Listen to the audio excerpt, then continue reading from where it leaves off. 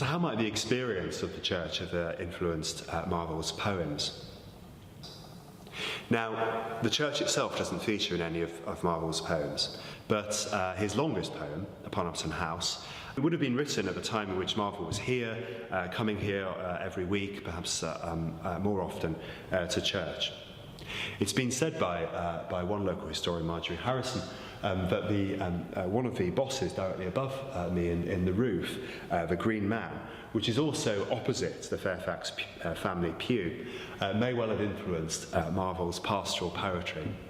And indeed, Upon Upton House is in one sense a pastoral poem.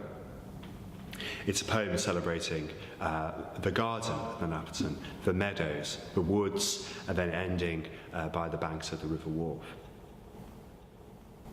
But within those meadows, Marvell introduces us to levelling mowers. He uses that term, levelling, twice in the poem.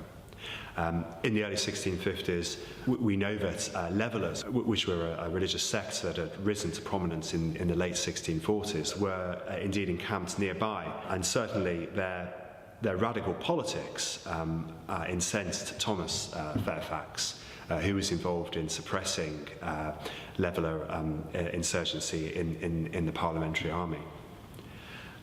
It's their religious politics, I think, that Marvell pays particular attention to in the poem. And it's of a piece also with his representation of the ruins of Nun Appleton Priory. The poem has been called anti-Catholic in its satire on the nuns, and certainly it's that. But if it's anti-Catholic, it's not necessarily pro-Puritan.